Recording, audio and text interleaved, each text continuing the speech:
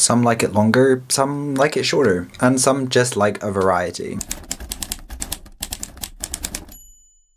Today I'm going to be recommending you books of various different lengths, starting off with a duology and then moving up and up and up until we get to 40 plus books in a series.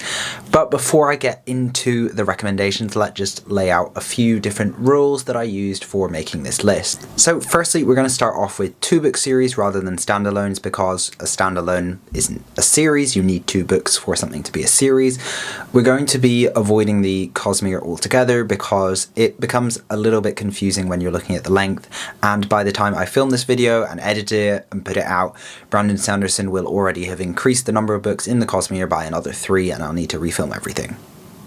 We're also going to be, for the most part, avoiding incomplete series. Once we get to the 10 plus range, I'm going to be including a few incomplete series just because you get into the range of books where people just continue writing with no sign of an end, and that's the only time that series end up really with more than 10 books, so that's how we're doing things. So our first recommendation is the Monk and Robot duology, which is a solo punk duology of novellas. So if you're looking for something short, I have you covered. Everyone who likes a short king, this is where it's at, because each of these is around 100 pages. So in total, you're barely getting a novel.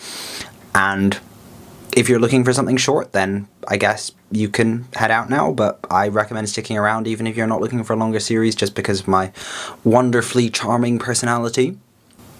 Anyway, this is a series set in a distant future world, or maybe an alternative universe. I'm not really sure. It definitely reads as a fantasy book, even though it is technically a sci-fi novella series, and it follows our T-Monk, Dex. What is a T-Monk, I hear you ask? A T-Monk is basically a therapist, but instead of giving solutions, they give you tea that helps with the problem, and you guys have tea together and you chat through the problems. But sibling Dex, our T-Monk, has their own problem, and they disappear off into the wilderness, basically looking for some kind of answer to the problem, and there they meet a robot, hence Monk and Robot. That's the series title. This is a wonderful exploration of what it means to be human or robot. This has the most wonderful, cozy character dynamics between our monk and our robot. I highly recommend this if you're looking for something quick, if you're in a reading slump, if you want something cozy. Go and check this out. I'd say Becky Chambers is essentially the female sci-fi equivalent of TJ Klune. So next up we have trilogies. Now, trilogies are the best. That's a scientific fact. They're not too long, they're not too short. If Goldilocks was real and she could read and she knew what trilogy was, she would be foaming at the mouth with excitement when she found out what a trilogy was. And for my trilogy, I've gone to the master of trilogies, a man who writes only trilogies, the king of grimdark, and that is, of course, Mark Lawrence. I can already hear the Joe Abercrombie stans in my comments complaining and saying, he's the Lord of Grimdark or whatever, don't care, move on.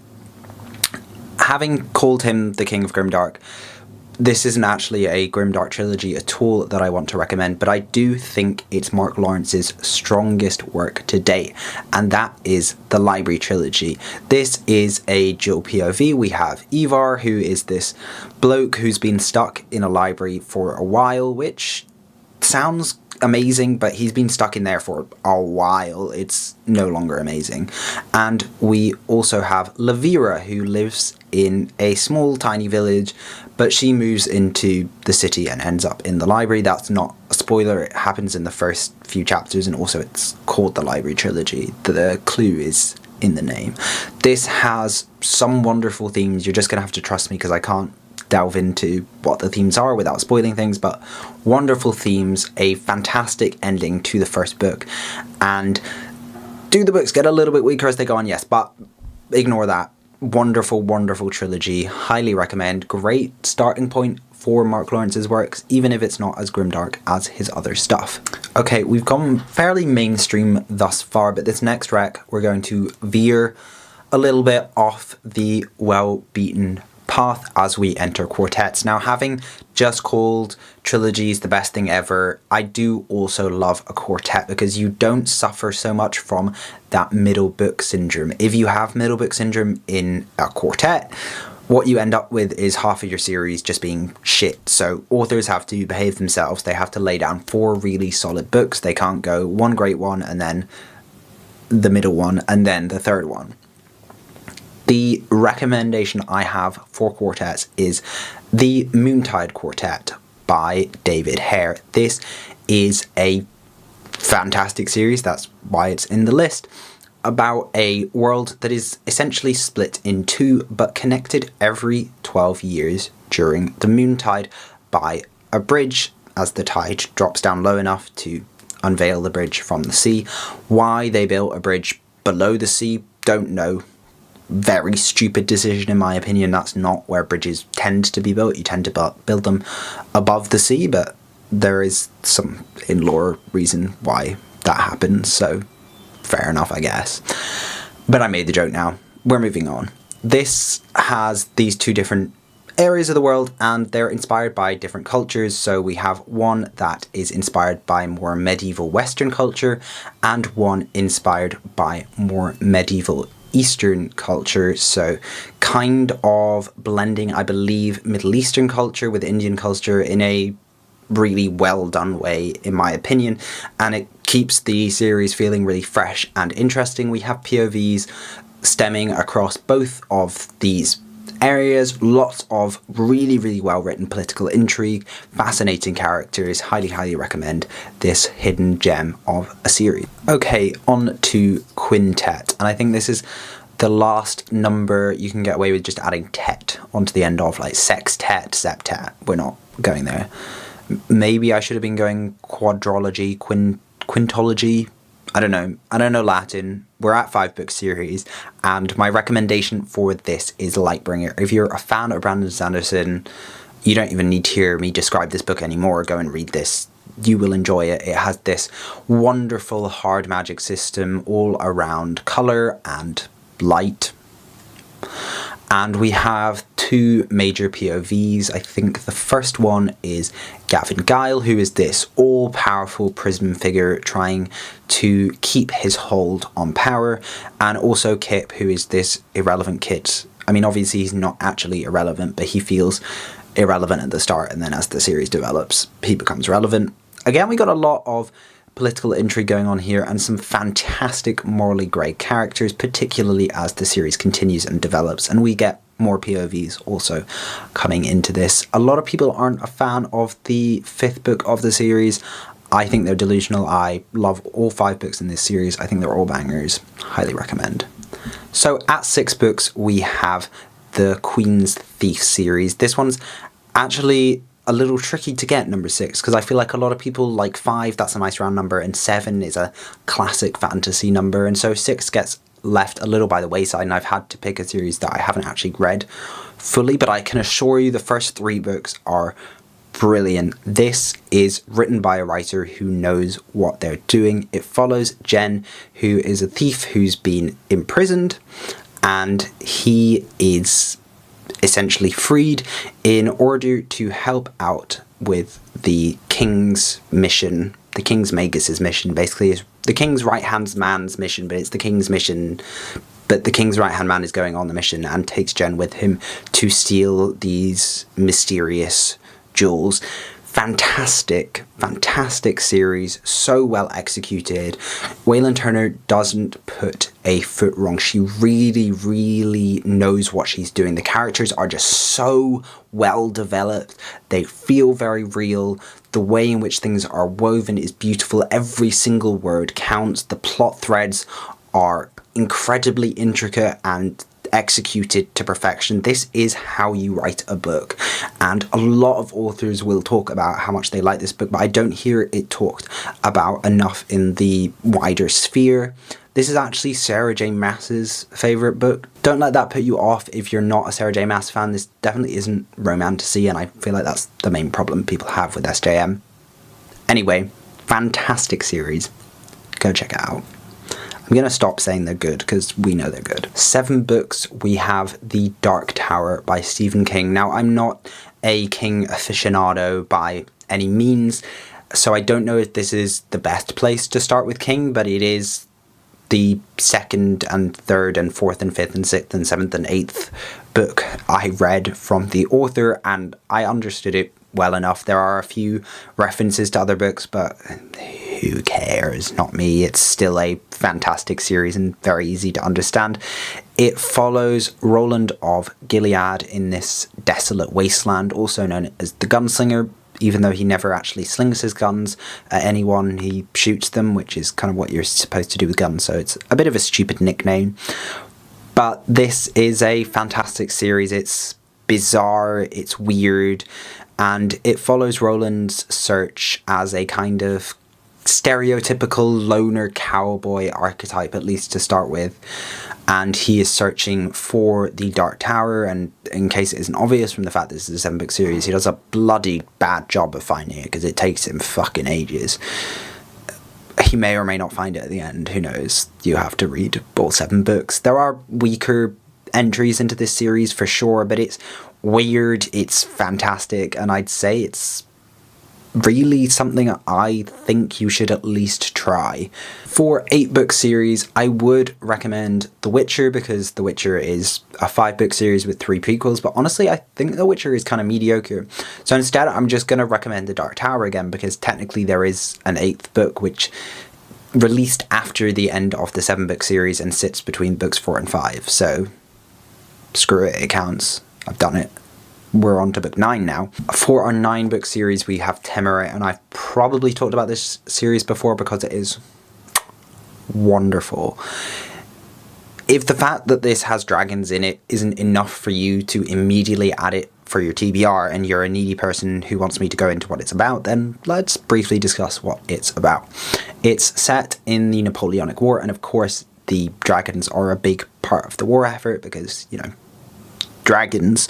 So that's a super interesting take on this period of history, and it follows Captain Lawrence, who is a Navy officer who accidentally ends up through a series of events bonded to a dragon. Now, the government aren't happy with this because that's not how things are supposed to go down, but Captain Lawrence isn't giving up his dragon, who he names Temeraire, and Temeraire is not giving up Captain Lawrence, and the bond between these two and their individual characters are so fantastic.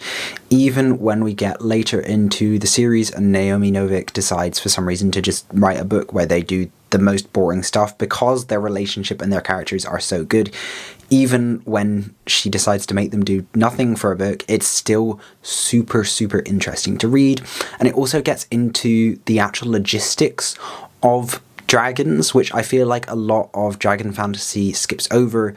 These dragons eat a lot. I mean, think about the size of a dragon. That's not easy to do, especially during wartime with rations and things going on. So looking at the real life consequences of what it would actually be like if we had dragons in this world is super interesting to me from a world building perspective, and also, as I've said, the characters are magnificent. At 10 books, we have Malazan. Now, I actually think Malazan's a snooze fest. I read the first 2 and probably not going to go on with the series, but I didn't have any other 10-book series to put here, so have Malazan, and we'll move on.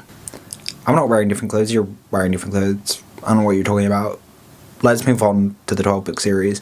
I've cheated massively on this. It's not really fantasy, it's sci-fi fantasy, and is more on the sci-fi. It's a series, yes, but it's a series of graphic novels for which there are 12 entries, and it's ongoing. There will be more entries. I think there are at least 14 planned according to Goodreads, so, you know, we cheated massively. But anyway, this is Saga, and it is essentially Romeo and Juliet, but instead of, at the end of the book, killing themselves, it starts with them having a child, and it follows these 2 different aliens from warring factions basically try to raise this child while being fugitives, because they're not supposed to be in love. They're aliens from different sides of the war. It's wholesome, it's funny, it's cozy, and simultaneously heart-wrenching, heartbreaking, disgustingly emotional, and somehow it blends all of this together, and you will just end up sobbing and crying and laughing and crying and laughing and crying some more. For our 14 book series, we have another series that I haven't quite finished yet, primarily because there is this slog, and I am terrified of the slog. For those of you who haven't already guessed, I am talking about The Wheel of Time. This is classic 90s fantasy done reasonably well. I would say the first book is literally just Lord of the Rings. It's not even pretending to not be Lord of the Rings. It's Lord of the Rings, and it's good. And then we get more and more books that have a wider scope and have more originality, although that is a very low bar. This is kind of a must-read fantasy series if you believe that must-read fantasy series exist, which I personally don't. At 16, we have The Realm of the Elderlings. Again, we're cheating. Who cares? This is complete, to be fair, but it's also not so much a series as it is a shared universe made up of 4 different trilogies and a quartet, quadrology, tetralogy, whatever we're calling it. And the first trilogy, which I have read all of, is the Farseer trilogy, and it follows this really whiny little brat. I mean, there's no plot here. There's no plot at all, and it shouldn't work, but it does because her prose is incredible. I would say she is the best at prose in the entire fantasy genre, which tells you either that her prose is very good or that I have no taste. And her character work is fantastic as well. So go check out Robin Hobb, go check out The Realm of the Elderlings. But next up we have an 18-book series. Again, this is ongoing, and this one does actually have an end in sight, to be fair, which you wouldn't really expect from an 18-book series, but we're expecting 4-ish more books. And this is The Dresden Files by Jim Butcher. This follows Harry Dresden, who is Chicago's only wizard, private detective, and serial purveyor of women's appearance, especially in the earlier books. If you've read detective books, crime books, you probably kind of know what you're getting into here. This is a paranormal urban fantasy that's excellently written, and as the series develops we get larger and larger scope and world building and character work. I adore these side characters in this series, some of the best side characters in all of fantasy, and when a certain side character appears on screen you will just kind of whoop because you love them, and it's like a family member calling in unexpectedly. I don't know. The Dresden Files is fantastic, super bingeable, which is great because there are 18 books, so they kind of need to be bingeable, and excellently written. Please do try and push through the first few because I do think they are weaker, and as the story develops and goes on, it becomes a tiny bit less sexist, which is great. We love that. So we've just done the 18-book series, and we're going to jump just a smidgen, just a little amount, to the 41-book series that let me put the little 40 plus in the thumbnail that hopefully caused people to click on the video, but probably didn't. This one is, of course, the incredible, the masterful Discworld by Sir Terry Pratchett. Again, is this a 41-book series? Kind of. They are all also standalones, but there are also sub-series, so it's a weird one. I do want to, at some point, put out a full reading guide to explain how the hell you tackle this mammoth of a series. For now, I'll just say, start with Guards. Excellent starting place. This is the most incredible, satirical, absurdist fantasy series ever. It's so unique within the genre, and Pratchett will never again be written. He is just so unique. No one can ever copy him, and no one has ever written like him before. Go read these, and you know, as I say, they're all kind of standalones, so there's no pressure to kind of read through 41 books to get to a conclusion. It's not necessary, but you can also read all 41 books because they are incredible. So that has been my list of series of various different lengths. Please like, please subscribe, please leave a comment, do all of those fun things, and I will see you in the next video.